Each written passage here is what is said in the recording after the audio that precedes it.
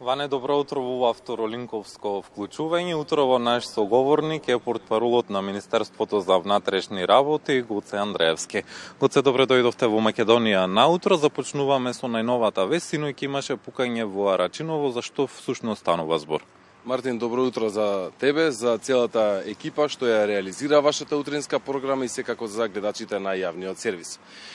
Инаку, што се однесува за вашето прашање, вчера околу 21 часот во СВР Скопје било пријавено дека во село Арачиново има пукање кон 24 годишно лице, кое со повреди потоа било пренесено во комплекс клиники Мајка Тереза.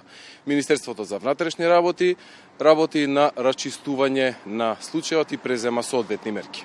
МВР со засилени мерки за побезбеден град, за побезбедно Скопје. Какви мерки спроведувате и кои се активностите што се спроведуваат во рамките на овој проект? Во теке посебна оперативна акција која се однесува исклучево за безбедноста на градот Скопје и за безбедноста на скопјани.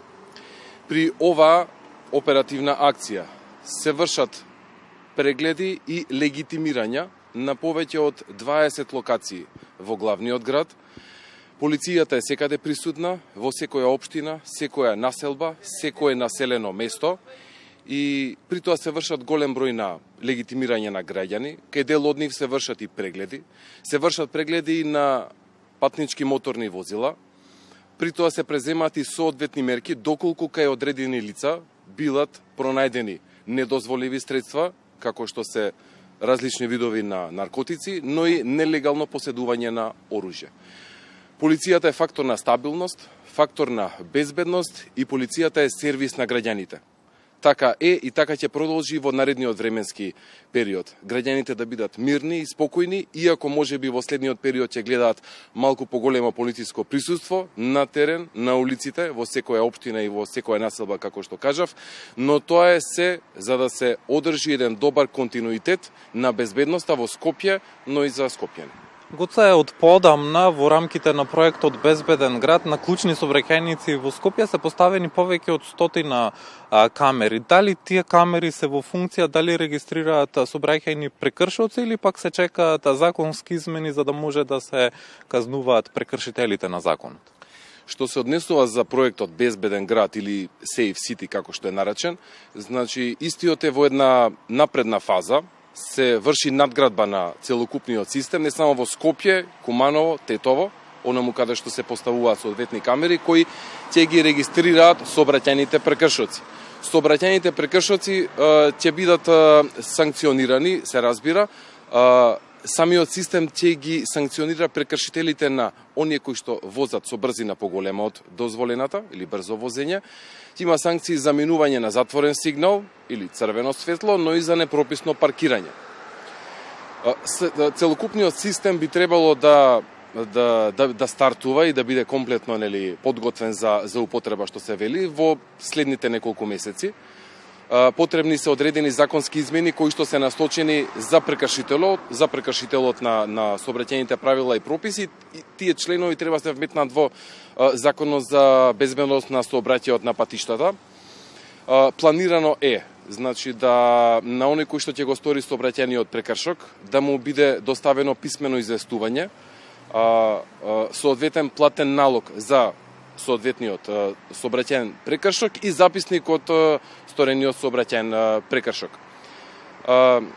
Што се однесува за тоа дали е во функција, значи се уште не е, пред да биде во функција ќе има и одреден период на тестирање, пробно, зашто и соодветно ќе бидат известени граѓаните. Периодот се врши одредена проверка на целокупниот систем. На дневна основа имаме околу, во рамките на овој пробен дел од функционирањето, имаме околу 7000 сообраќајни прекршоци, што се однесува за возење со брзина поголема од дозволената или за брзо возење, што мислам дека е една фрапантна бројка. Тоа е една дневна основа. Што се однесува за минување на затворен сигнал или црвено светло, имаме околу 1500 сообраќајни прекршоци. Статистиката и анализите покажуваат дека секаде онаму каде што е инсталиран еден ваков систем, Safe City или Безбеден град, сообраќајните прекршоци се сведени на минимум и зголемена е безбедноста во сообраќајот. Токму тоа е и целта на целокупниот овој систем. Ако некогаш во минатото некој се провлекувал за одреден сообраќајен прекршок, па сега веќе нема. Кога веќе ќе се стави во функција, кога веќе ќе функционира, тогаш секој оној кој што ќе се огреши, ќе стори сообраќајен прекршок, истиот ќе се сноси и одговорност. Кога сме веќе кај сообраќајните прекршоци, 63 возачи на мотоцикли беа санкционирани. Како да им се укаже на возачите да ги почитуваат поставените сообраќајни знаци и сигнализација и да не прават прекршоци? Да, таа зајакната акцијска контрола за санкционирање на мотоцикли кои ги прекршуваат сообраќајните правила и прописи беше пред 2 дена. Инаку, во текот на овој летен период од годината, Министерството за внатрешни работи превзема низа на превентивни мерки, се со цел намалување на сообраќајните прекршоци и зголемување на безбедноста во сообраќајот.